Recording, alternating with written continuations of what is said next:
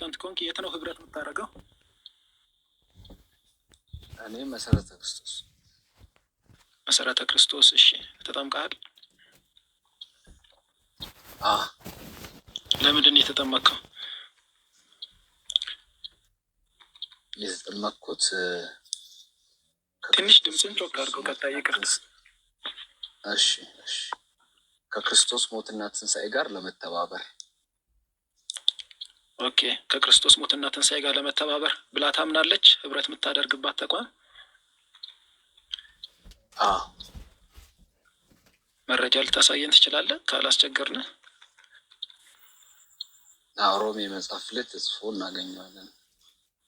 ህብረት የምታደርግባት ተቋም ጥቅሱን ሳይሆን ህብረት የምታደርግባት ተቋም እንደዛ ብላ ታምናለች? ኮንፌስ ታደርጋለች? እኔ አሁን ስለ ተቋም ሳይሆን ስለ እግዚአብሔር ቃል ላወራ ነው የመጣሁት። እሺ ተቋሙ ላይ ህብረት አለ አይደል?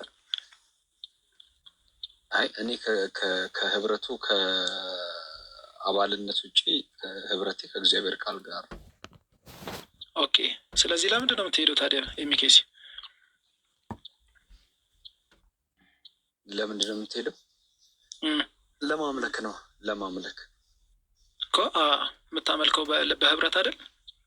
እቤት ለምን አታመልክም ታዲያ? ለምን ትሄዳለህ የሚኬሲ? በቤቴም አመልካለሁ፣ የትም አመልካለሁ። ህብረት ታደርጋለህ ግን አይደለ ከሚኬሲ ጋር?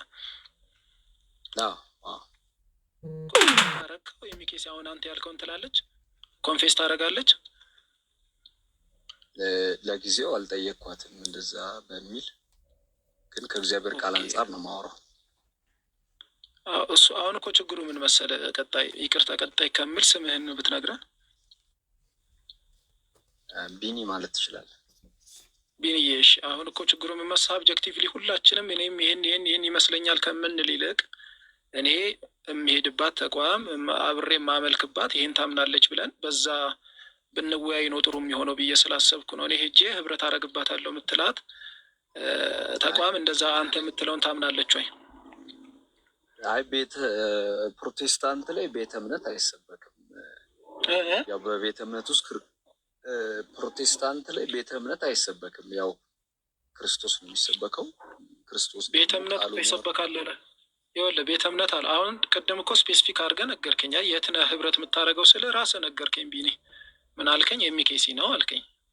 የሚኬሲ የምታምነውን እምነት ኮንፌስ አታደርግም? እንዴት ታደርጋለች እኮ። አለበለዚያ እንደውም እኮ እንዴት እንደ ተቋም ትታያለች? ተቋም ከሆነች እኮ እንዲህ ነው ማምነው ብላ አስቀምጣለች ማለት ነው። ያስቀመጠችው እምነት ላይ ያለውን ነው ያልከው ወይ? አንተ ከሆነ ማስረጃ ስጠን ነው ያለ። ሁሉም ሰብጀክቲቭሊ የራሱን ትርጉም እንዳይሰጠን ማለት ነው። ምን ማለት መሰለህ፣ ለምሳሌ አንዳንድ ቦታ ስትሄድ ከእግዚአብሔር ቃል ቤተክርስቲያን እንደሚቀድም የሚያስቡ አሉ። እኔ ግን ከቤተክርስቲያን የእግዚአብሔር ቃል ይቀድማል ብዬ አምናለሁ። እሺ አሁን ቶፒኩን አናስፋ። አሁን ስለ እግዚአብሔር ቃል ስለ ቤተክርስቲያን ቶፒኩ ረሽም ስለሆነ አሁን ስፔሲፋይ አድርገን ከሁሉም ትምህርቶች መካከል ጥምቀትን ፒክ አደረግ ነው። ለምንድን ነው የምትጠመቀው? ስለ ከክርስቶስ ሞትና ህይወት ወይም ትንሣኤው ጋር ለመተባበር አልከኝ። አሁን አንተ ያልከውን ሄደ ህብረት የምታደርግባት የሚኬሲ ኮንፌስ አድርጋ ታስተምረዋለች ብላ ነው ያጠመቀችኝ። እሺ እስቲ ማስረጃ ስጠን እስቲ። ማስረጃ ሮሜ መጽሐፍ ምዕራፍ 6። ሮሜንማ እኮ ብዙ ሰው ይጠቅሰዋል። የአንተ ቤተክርስቲያን እንደዛ ብላ ታምናለች በእምነት አንቀጿ? አይ ሮሜ መጽሐፍ ምዕራፍ 6 ጠቅሳ አጥምቃኛለች። ስታስተምረኝም እሱን ያስተማረች። የእኔ ሀሳብ ገብተዋል ቢንዬ? በደንብ። እሺ እንደዛ ብላ ጥምቀት ከክርስቶስ ሞትና ትንሣኤ ጋር መተባበሪያ ነው ብላ የምታምንበትን እምነት ያስቀምጣል። እኔ ምልህ እያንዳንዱ አማኝ የቤተ ክርስቲያኒቱን መሰረተ ደንብ እና ወይንም ደግሞ መተዳደሪያ ደንብ ወይንም ደግሞ የሃይማኖት መግለጫ በጽሁፍ ደረጃ ይዞ ይዞራል ብለህ ታምናለህ? ኖ አይደለም። እሱ ብቻ ሳይሆን እኛ እንደውም እሱን ነው እየጠየቀኝ ያለው። ቆይ ስማ፣ የሚኬሲ ለምሳሌ ሃይማኖቷን ትጸልይ እንትና ማን ነው መካነ ኢየሱስ እንደውም የሐዋርያት ጸሎትን ትጸልያለች። ለምሳሌ እንደ ጸሎት እንኳን አይደለም መያዝ ቀርቶ መጸለይም ትጸልያለች። እና እናንተ በደንብ የምታውቁት ይነበባል ይነበባል።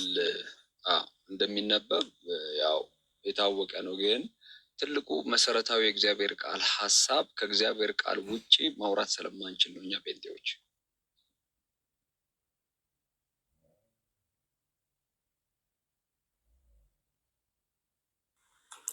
ተቋርጠው ነው ወይስ እንዴት ነው?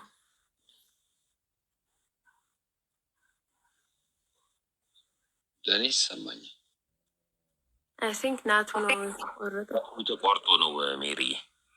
ያው ቀጣይ ናቲ ኔትወርኩ ነው። ቀጣይ ግን የእምነት መግለጫውን ይዘህ ባትዞር እንኳን አስተምህሮዋን ማወቅ መቻል አለብን። ምክንያቱም አሁን መጽሐፍ ቅዱስ ራሱ ኢንተርፕሬት ሲደረግ ሲፈታ ማለትም ሲተረጎም ቤተክርስቲያኗ የራሷ የሆነ የምትሰጠው ትርጓሜ አለ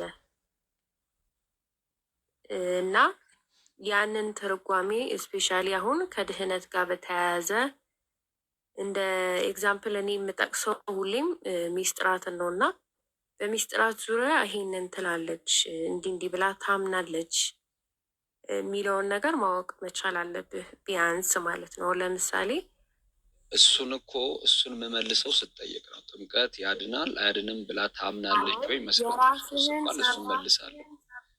ቅኔ ምንድን ነው ሰምና ወርቅ ተደርጎ መጠየቁ ነው ምን አስፈለገ? እሺ ሚውት አድርግልኝ አንዴ እያስተጋባ ስለሆነ ይቅርታ። እኔ ሰምና ወርቅ ብዙም አላውቅም።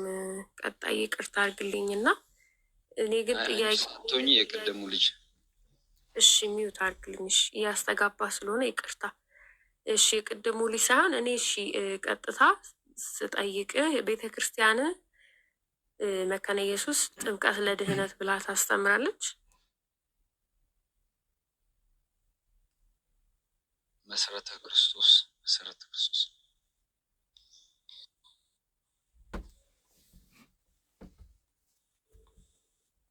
ይሰማል? ትሰማለህ ሜሪ? ይሰማሻል? መካነ ኢየሱስ ነው መሰረተ ክርስቶስ ነው ያለው። ይሰማኛል እኮ ጥያቄ መሰረተ ክርስቶስ ታስተምራለች ወይ ታስተምራለች ወይ? ጥምቀት ለድህነት ብላ ታስተምራለች? አታስተምርም። እሺ ምን ብላ ነው ጥምቀትን የምታስተምረው? ንገረን። ጥምቀትን የምታስተምረው ያው አንድ ሰው የጌታ ትእዛዝ እስከሆነ ድረስ በዛ ሂደት ውስጥ ማለፍ የሚችልበት ሁኔታ ላይ ካለ በዛ በቤተክርስቲያን በሚቆዩበት ሂደት ውስጥ የተለያዩ መንፈሳዊ ስርዓቶችን ይፈጽማል። ከመንፈሳዊ ስርዓቶቹ አንዱ ደግሞ ጥምቀት ነው። ስለዚህ ያንን ጥምቀት ተጠምቆ በፊት የሄድበት የነበረውን የአዲስ አሮጌውን መንገድ እንደተወና በአዲስ ህይወት በአዲስ መንገድ ለመመላለስ የሚመሰክርበት እንዲሁም ደግሞ ከቅዱሳን ህብረት ጋር ተመርቆ የሚካፈልበት ነው። እሺ አንዴ ቅርታ ባይ ዘ ዌይ እየነገርከን ያለው አሁንም ቅኔ ያረግሽው እንዳትለኝ እና የራስን የሆነ ሳብጀክቲቭ የሆነ እንትን ይመስለኛል ኦፊሻል አስተምህሯ ላይ ይመስለኛል። ስለዚህ እርግጠኝነቱን ለእኔ ተይው፣ አንቺ እየመሰለች ስለሆነ ተይው ነው እያልኩት ነው። ይመስለኛል ሳይሆን ነው። ምክንያቱም እኔ አሁን ሀምብል ለመሆን ነው እየነገርኩ ያለሁት። በጣም እንትን እያልሽ ነው እንዳትለኝ ማለት ነው። ግን እያልኩ ያለሁት እንደዚህ እሺ፣ አንደኛ ጥምቀት ለዚህ ጥምቀት እንደዚህ እያለች መሰረተ ክርስቶስ ቤተክርስቲያን ታስተምራለች ብለን በለን እና ኦፊሻል የሆነ አስተምሯን ብትነግረን፣ እየተሳሳትክም ከሆነ ደግሞ በማስረጃ ቢሆን ጥሩ ነው ለሌላውም ማለት ነው። ለምን ብላ ነው የምታምነው ጥምቀትን? በቃ ነገርኩሽ እኮ ጥምቀት ለድነት ብላ አታስተምር። መሰረተ ክርስቶስ ለምን ብላ ነው እሺ የምታስተምረው? ነገርኩሽ። እኔ ነገርኩሽን መቅበል ያለብሽ። አልነገርከኝማ፣ ምንም አልነገርከኝም። ወይም ደግሞ ስህተት ነው ብለሽ ማለት ነው። ምኑ ልቀበል? እንዲህ ነው ብላ የምታስተምረው በይ። ምኑ ልቀበል? እኔ ዲሲዥን ሜክ ላረግ ለአንተ ቤተክርስቲያን እኔ አልችልማ። አንተ ነህ እኮ አባል። ይኸውልሽ ነገርኩሽ እኮ በደንብ ስሚኝ። አሁን ቀጥዬ ልንገርሽ፣ ሚዩት አድርጊና ስሚኝ። አንደኛ ክርስቶስ ኢየሱስ ያዘዘው ትእዛዝ ስለሆነ ያንን ትእዛዝ መፈጸም ግድ ስለሆነ፣ አዎ እኔ እየሰማሁሽ አይደል? ምን ችግር አለው? ሚዩት አድርገሽ መሰሚ። አይ ሚዩት ባላረግም አላወራም አይደለም። እኔ አረብሽም። እኔ አሁን ያልኩ ለጥምቀት አይደለም ለድነት አይደለም ጥምቀት ብላ ካስተማረች ለምንድን ነው ብላ ነው የምታስተምረው የሚለውን ብቻ ንገረኝ ነው ያልኩት። ለምን አንደኛ ጌታ ኢየሱስ ክርስቶስ ያዘዘው ትእዛዝ ስለሆነ ትእዛዙን መፈጸም ግድ ስለሆነ ሁሉም አማኝ በዚህ ትእዛዝ ውስጥ ማለፍ ስላለበት ይጠመቃል። አንድ ሁለተኛ ነገር ደግሞ ከክርስቶስ ሞትና ትንሣኤ ጋር ሞቱን በሚመስል ሞት ውሃው ስንሰምጥ ትንሣኤውን በሚመስል ትንሣኤ ደግሞ ከውሃው ውስጥ ስንወጣ እንተባበራለን ብለን በምሳሌያዊ መንገድ ወይንም ቋንቋ ምንመሰክርበት ለእኔ ሞቷል ለእኔ ተነስቷል ምንልበት መገለጫ ነው ጥምቀት ለኛ። ሲቀጥል ሶስተኛው ደግሞ በክርስቶስ ኢየሱስ ስንሆን አሮጌው መንገድ የኃጢአትን መንገድ ክደን የእውነቱንና የጽድቁን ትክክለኛውን መንገድ ለመከተል መንገድ መቀየራችንን ታጽበን መንጻታችንን ምንመሰክርበት ምሳሌያዊ መንገድ ነው ብለን ነው ምናምነው። ጥምቀት ያድናል ብለን አናምንም። እሺ ቀጣይ እንግዲህ ይሄ ነው ብለህ ካልከኝ ማስረጃም አላቀርብም አትከራከሪኝም ስላልክ ከመጽሐፍ ቅዱስ አንድ ጥያቄ ልጠይቅ። ያው ቅድም ሜንሽን ስናደርገው ስለነበረ ማርቆስ 16:16 አሁንም ድጋሚ ልንገርህና ያመነ የተጠመቀም ይድናል ይላል። ለምንድን ነው ያመነ ብቻ ይድናል ብሎ ያላቆመው? ለምን ጥምቀትን መጨመር አስፈለገ? እንግዲህ ያው ከቃሉ ስንመለከት ጠመቀም ይድናል። ምንም እኮ ስህተት የለውም እኮ። መልስልኛ። ለምንድን ነው ጥምቀት ለድህነት ምንም እያልከኝ ነው? መጽሐፍ ቅዱስ ደግሞ ጥምቀት ለድህነት ይሆናል እያለኝ ነው። ስትጠመቅ ለድህነት ብለን የተጠመቅ ለድህነት ይሆናል የሚል ጥምቀት ለድህነት ይሆናል የሚል ማስረጃ አለሽ? ሲሰማኛ እንዴ ማስረጃ ልሰጥ ነው። ማርቆስ 16:16 ያመነ የተጠመቀም ይድናል ይላል።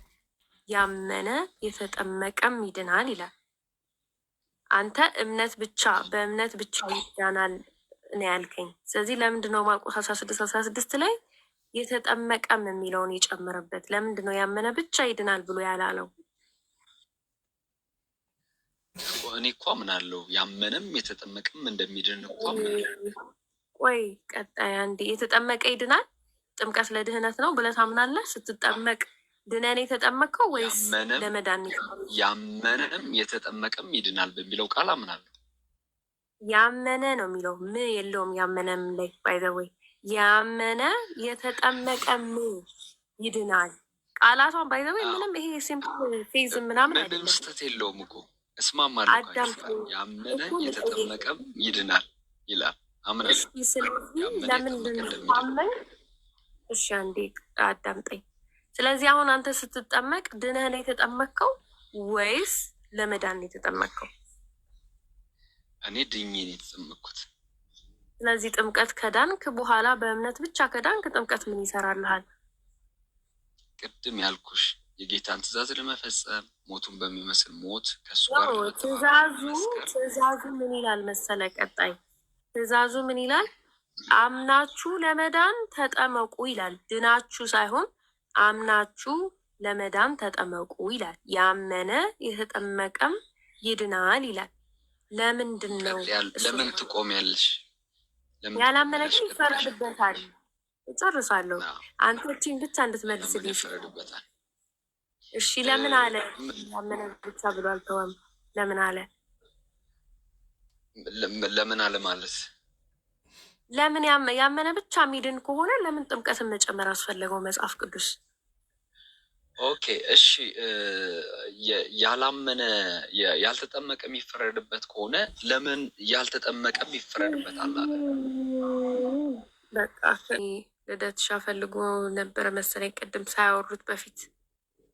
አቤኑ ሰላም ነው አለው። እግዚአብሔር ይመስገን። ከጥምቀት ልጀምርና እኔ ኦርቶዶክስ ነኝ። እሺ ልደት ቅድም በ40 እና በ80 ቀን ባስረዳ ነገር ጥያቄ ያለኝ በአዲስ ኪዳንና በብሉይ ኪዳን በ40 እና በ80 ቀን የመጣው በአዲስ ኪዳን ላይ ነው። በብሉይ ኪዳን ላይ ደግሞ መጠመቅን ነው ወይስ ክርስትና መቀበል? በምንድን ነበር የሚቀበሉት? ያው ምሳሌነቱ የተወሰደው ቤዚካሊ ከብሉይ ኪዳን ነው። ኦሪት ዘሌዋውያን ምዕራፍ 12 ቁጥር 1 ጀምሮ ስታነብ አረናና ቆይ ትይዛለህ። ቆይ ጥቅሱን ጎበዝ ተማሪ ነው ልጅ ከሆነ በጣም ጎበዝ ነው ይመስለኛል። ጥቅሱን ለመያዝ ነው። ገብቶኛል። ዘሌዋውያን ላይ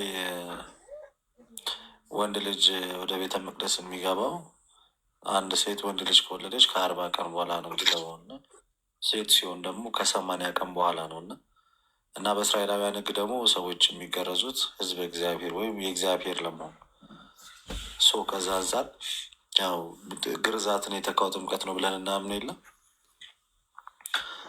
ግርዛትን የተካው ጥምቀት ስለሆነ በአዲስ ኪዳን የአማኞች ልጆች ወይንም ደግሞ ከክርስቲያን ቤተሰብ የተወለዱ ሕጻናት በእናትና በአባታቸው እምነት ልክ በአብርሃም እምነት ልጁ ይስሐቅ በ7ኛው ቀን እንደተገረዘ እኛም ደግሞ ከክርስቲያን ቤተሰብ ስንወለድ ልጆቻችንን በልጅነታቸው ወይም ኢንፋንት ባፕቲዝም የሚለውን እንዲወስዱ ያደርጋል። ይሄ መጽሐፍ ቅዱሱም ለዚህ ትምህርት ሂንት አለው።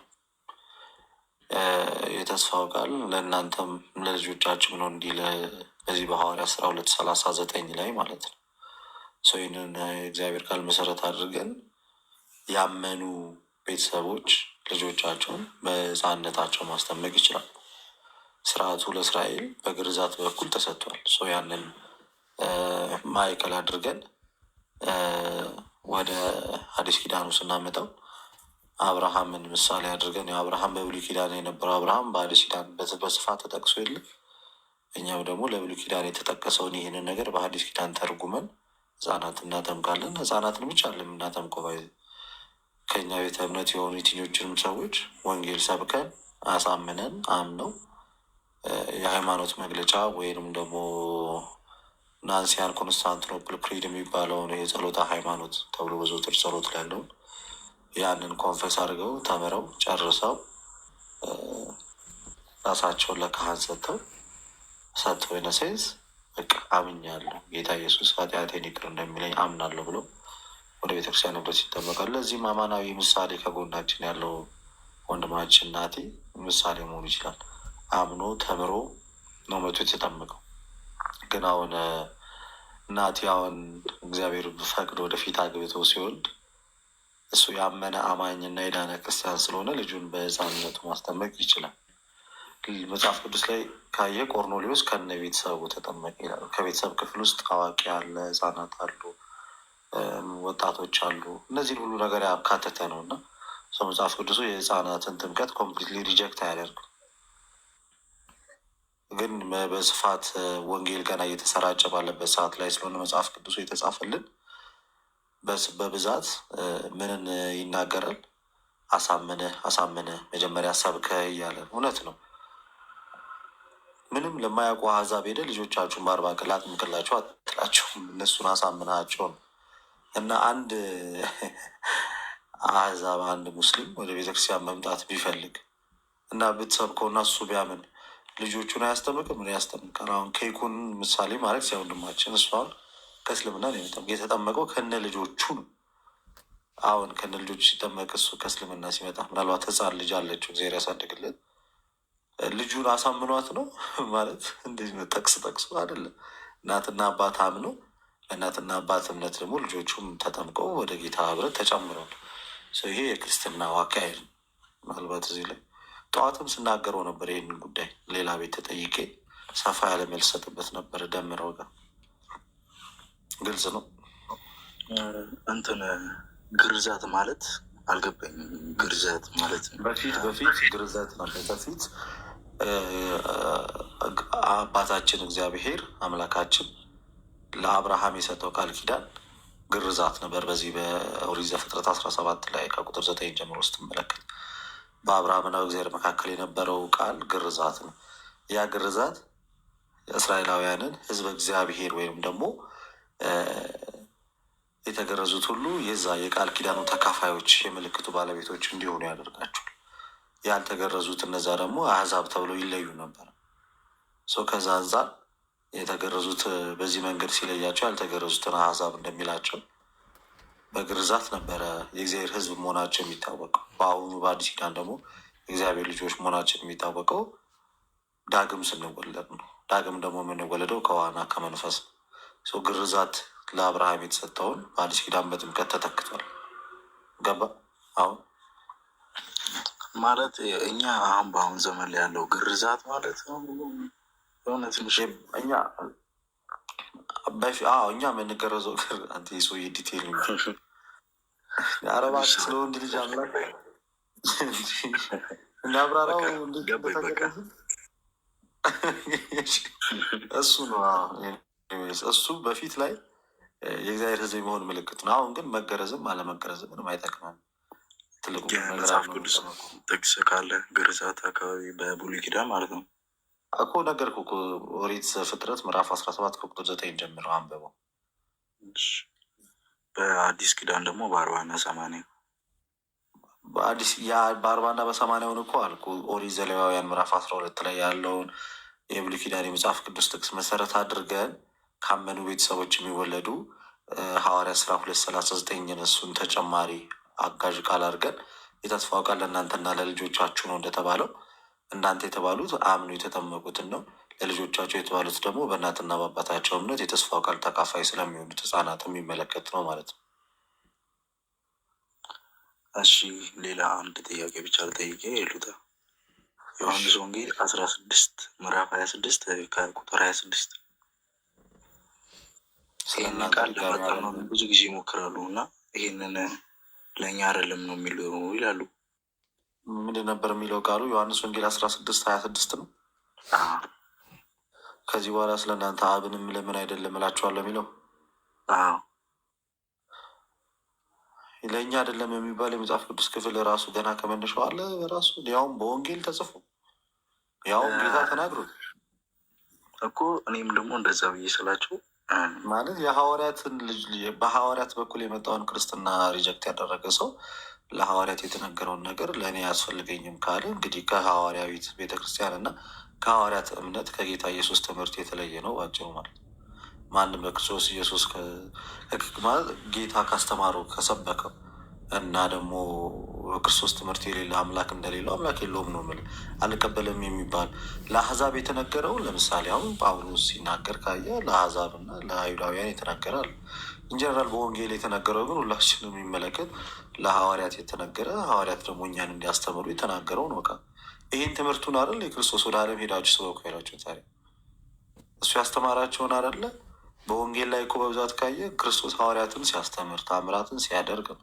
ያን የተማሩትን ትምህርት እኮ ነው በኋላ ላይ ወደ እንዲህም አላቸው ብሎ ማርቆስ 16:15 ላይ ወደ ዓለም ሂዱ ወንጌልን ለፍጥረት ሁሉ ስበኩ ተብሎ ከተነገረው ውስጥ አንደኛው እኮ የስብከት ዘዴ ይሄኛው ነው። ክርስቶስ ዳግመኛ አብን አይለምንም። ለምሳሌ አባቱ ከቃላቸው የተነሳ እንዲሆን ዘንድ ለእነርሱ ለምንሃሉ ብሎ ያደረገው አለ። ብትወድስ አባቶች ይስማ ከኔ ትለፍ ብሎ ያቀረባቸው እነዚህ ምልጃዎች እና ልመናዎች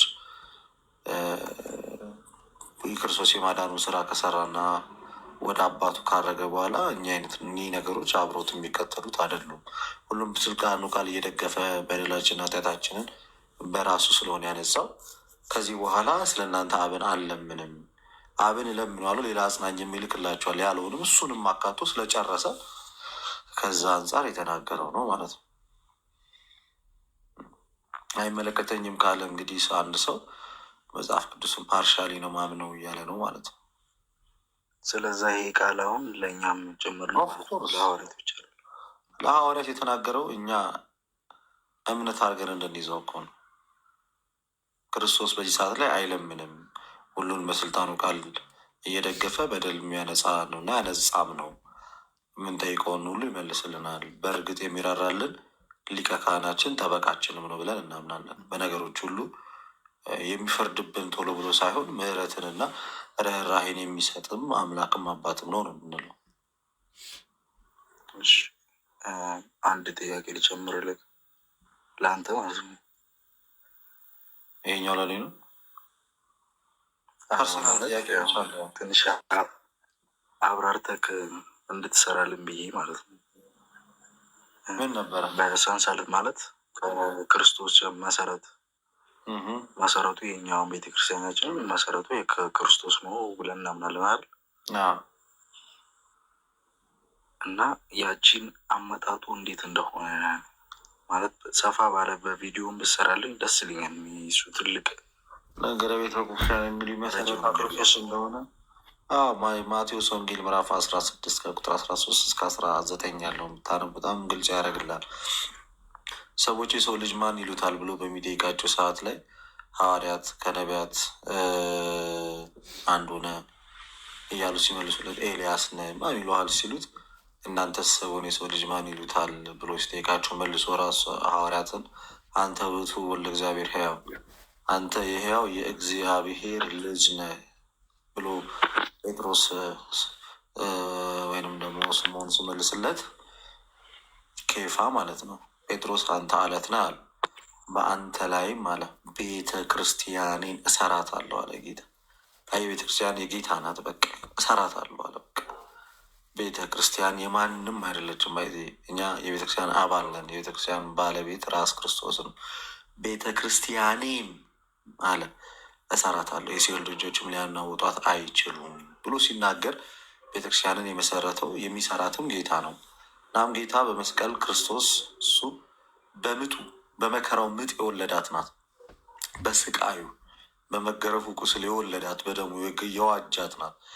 እዚህ ሐዋርያ ሥራ 28 ላይ እግዚአብሔር በገዛ ደሙ የዋጃትን ቤተክርስቲያን ተጠብቋት ዘንድ እናንተን ጳጳሳት አድርጎ ለሾሙ ለመንጋው ተጠንቀቁ እንዲል በመከራው በመስቀል ሞት የወለዳት ናት ቤተ ክርስቲያን እና በደሙ የተዋጀች ናት፣ የእሱ ናት።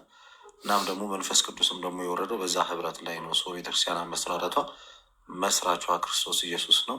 የተዋጀችበት በክርስቶስ ኢየሱስ ደም ነው። የታነጸችበት ደግሞ መንፈስ ቅዱስ ነው ማለት ነው ባጭሩ። ይህን ይመስላል ወንድማችን። ሜሪ እንዴት ነው ፕሮግራማችን ይቀጥላል ወይስ አልቋል? ሴና አንዴ ቆይ እህቴ ስሚ። እሺ እኛ ሶስት አምላክ እናመልካለን። አንድም ሶስትም ነው ትላላችሁ? ጥያቄ እሱ አይደለም። ሶስት አምላክ እናመልካለን ወይ? ምን ጥያቄ አለው? አዎ። ሶስት መለኮት እናመልካለን? አዎ። ምን ጥያቄ አለው? በቃ ማስረጃ ስጭኛው ትላላችሁ ሳይሆን ክፈቺና ወይ ደግሞ መጽሐፍ ሪፈር አድርጊና ከመጽሐፍ ቅዱስም ይሁን ከምን ወይ ከአባቶችን ትምህርት ይኸው እዚህ ቦታ ላይ ሶስት መለኮት ሶስት አምላክ ብላችሁ የምታመልኩበት ይሆንና በይን። በቃ ማስረጃ ብቻ ስጪ። እሺ ሶስት መለኮት ወይም የሶስት አምላክ እንደምታመልኩ ለኛን ያልኩት የትምህርት ማስረጃ ፕሊዝ። ያንቺን ማድረስ አይደለም። ሶስቱ መካለት መለኮት አይባልም እንዴ? ሴና ለምሳሌ እኛም ብትጠይቅኝ ውሸት ነው የተናገርሽው። ምክንያቱም እኛ ሶስት መለኮት የሚባል የለንም፣ ሶስት አምላክ የሚባልም የለንም። ይሄ ሙስሊሞቹ የነገሩሽ አንቺም መስሎሽ የሄድሽበት ነው፣ መብትሽ ነው። እኛ ግን እንደዛ ናን ውሸት ነው።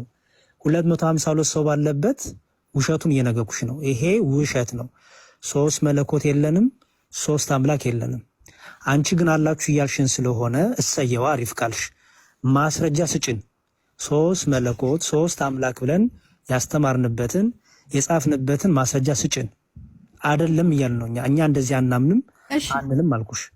እሺ እናንተ እኮ አትሉም። እናንተ እኮ አንድ አምላክ ትላላችሁ፣ ግን ደግሞ ትንሽ ቆይታችሁ ደግሞ ሶስትም ነው ትላላችሁ። እሱ ነው ችግሩ። ለማንኛውም ለምሳሌ መዝሙር ያሬድ እሺ፣ አብ ወልድ መንፈስ ቅዱስ ሶስቱም አካላት መለኮት ናቸው እንደ ክርስትና አስተምሮ። ስለዚህ ሶስት መለኮት አለ፣ ሶስት አካል አለ። ኦኬ፣ ስለዚህ አታውቂም ማለት ነው። በቃ ስለዚህ እናስተምርሽ። በቃ እድል ሰጠውሽ፣ ምንም አታውቂውም። ያሬድ አንድ ነገር ልጠይቅህ እባክህ። አንዴ ስሚ፣ የክርስትናውን ትምህርት ልንገርሽ። ደጋግመህ እድል ሰጠንሽ፣ የክርስትናውን ትምህርት አታውቂውም። ስለዚህ ልንገርሽ ማለት ባትቀበዩም ለእውቀት ይሆንሻል። ሌላ ቀን ሌላ በትምህርት ሄጄ የክርስቲያኖች ትምህርት አውቃለሁ ካልሽ እውነቱ እንድትናገኝ እንዲረዳሽ ማለት ነው። ኦኬ፣ እኛ በሶስት መለኮት አናምንም፣ ሶስት አምላክም የለንም። አንድ መለኮት አለ። አንድ መለኮት በሶስት አካል ህሉ ሆኖ ይኖራል። ኦኬ፣ አንድ መለኮት ነው። በደንብ ስምኛውንም እግዚአብሔር አንድ ነው ስንል እየቆጠርንም አይደለም፣ ወይ ደግሞ ዜሮና አንድ የሆነ የሚቆጠር የሆነ ሲንግል ኢንቲቲ እያልንም አይደለም። አንድ ነው ስንል ስለ መለኮትነቱ፣ ስለ አምላክነቱ፣ ስለ እውቀቱ፣ ስለ ችሎታው፣ ስለ ፈጣሪነቱ ስናወራ አንድ አምላክ፣ አንድ መለኮት፣ አንድ እግዚአብሔር፣ አንድ ፈጣሪ፣ አድራጊ፣ ሰሪ አለ ብለን እናምናለን። ያ አንዱ መለኮት፣ ያ አንዱ እግዚአብሔር፣ ያ አንዱ አምላክ ግን በሶስት አካል ተገልጧ ብለን እናምናለን። በሶስት አካል ስለተገለጠ ወልድ አብን አባቴ ይለዋል፣ አብ ደግሞ ወልድን ልጄ ይለዋል። ስለዚህ አብ ወልድ መንፈስ ቅዱስ ሶስት አካል ቢኖርም ግን በሶስቱ አካል ግን ሶስት አካል ስላለ ሶስት መለኮት የለም። ሶስት አካል ስላለ ሶስት አምላክ የለም።